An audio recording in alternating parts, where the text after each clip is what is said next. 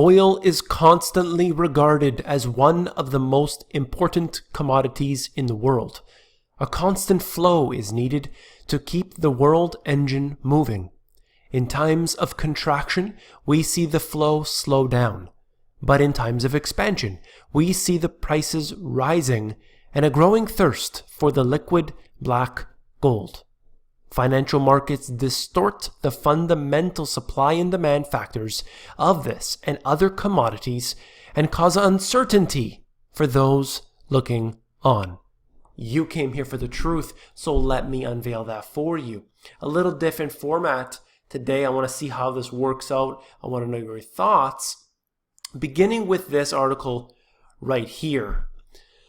Venezuela's government, faced with looming hyperinflation, is planning to issue new bills in December with larger denominations up to 200 times higher than the current biggest bill. Now think about that for a second.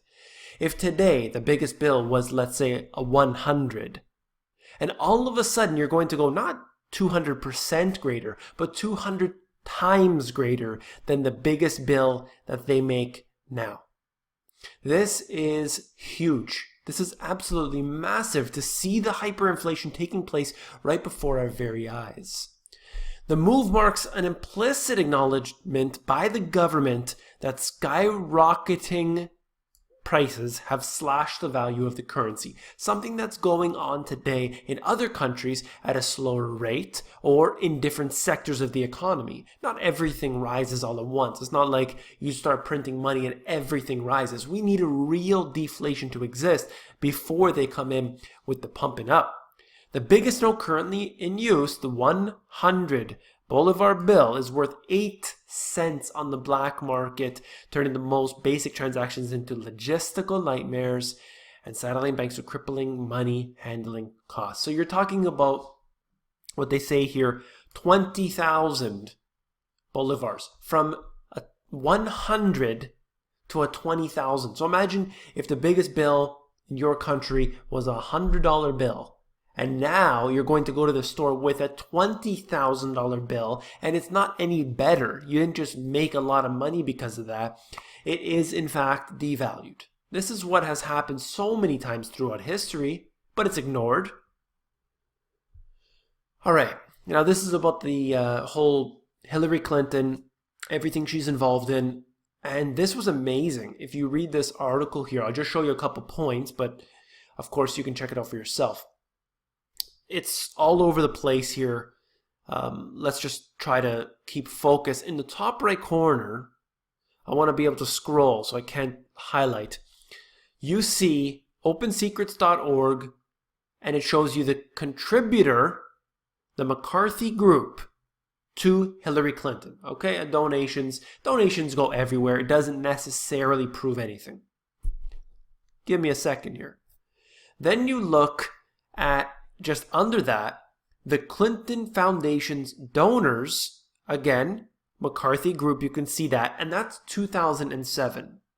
Okay, so if we scroll down for a moment where the line continues, you will see in the highlighted portion on the left side, changed its name to ES&S. It is now a subsidiary of the McCarthy Group.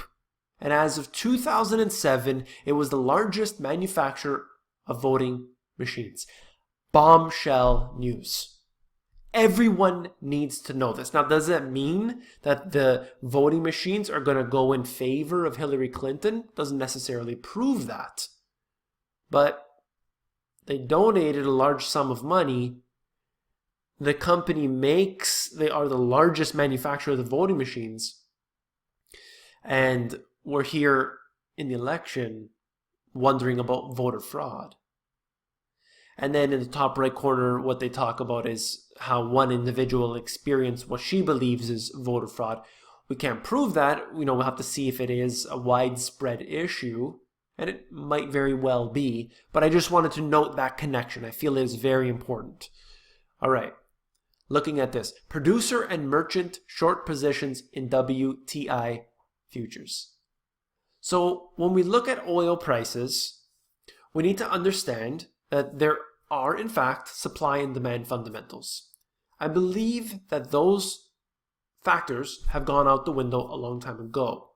Instead, what we have are somewhat of those fundamentals underlying that, but truthfully, on top of that, there is a lot more of the financial markets playing games, the high-frequency traders and everyone else. So here we have the producer and merchant short positions higher than they were during the financial crisis. What does it mean when they're shorts? A lot of people don't know. Essentially, betting that the market is going to decline. And they may want to short a particular stock. They want to short, different commodities, different companies who do mining or anything else. So they take a bet, essentially. And here they're betting, the producers and the merchants betting that the market is going to go down in oil.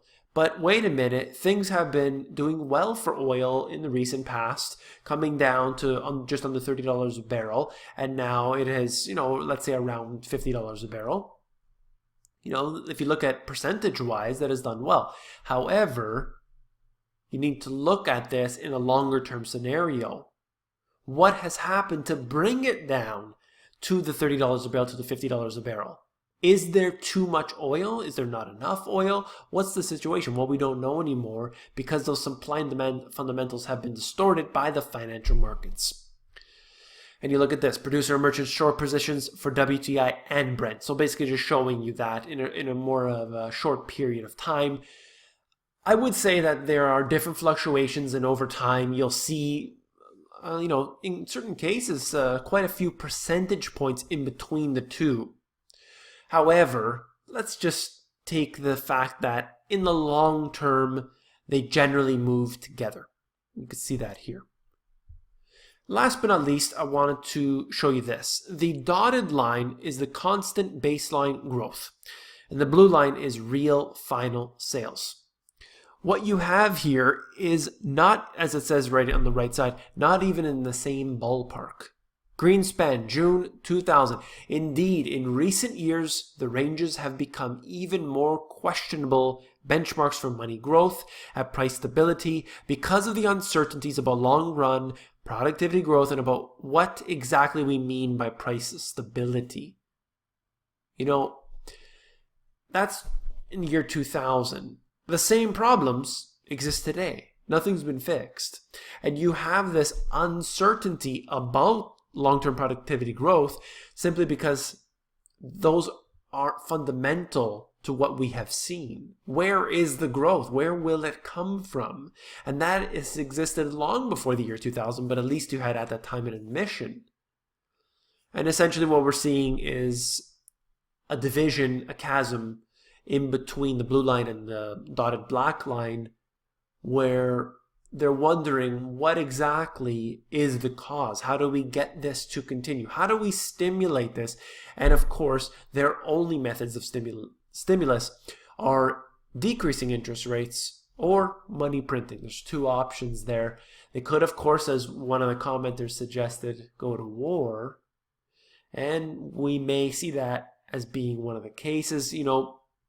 Just recently, you may have seen what's happening with, and I've covered it here on the channel, with Russia and the West basically building up all sorts of arms along their border. So will we head in that direction? I don't know. It's something that we need to very definitely keep our eyes on. If you found this video informative, please give me a thumbs up. Last but not least, if you found the video informative, I know you'll find my book, The Money GPS, even more informative. Head over to Amazon where you can actually flip through the pages of the book and see if you like it. Take care. Now, just wanted to give you a little point here. I'm trying out this video thing. I believe it's a little bit choppy, at least while I'm recording. But I just wanted to open up to new opportunities. I know a lot of people had said, look, if you put your face on the screen, it's easier to pay attention. A lot of people, though, they like just the text. They want to be able to see the information. And then there are those who just listen. They don't even watch what I'm actually showing. So I figure that I'll give this a try, see what people think, and you know, certainly not perfect, but I think that it would create a good base for everyone who nobody would necessarily find it to be negative, and everyone would find it to be positive. I have the camera sort of hanging in a weird area here, but it does the trick, and you know, we'll see what's going to happen in the future. I'll try to do as many things as I can. I hope I'm coming through clear because I'm sort of a little further from the microphone than I would typically be, so I can be on the camera here. Lighting is probably not good, and the way it shows for me here is actually that I'm sort of see-through, so I'm not sure how it's going to come out. Regardless, I want to know your opinion on it, and that's all. Take care.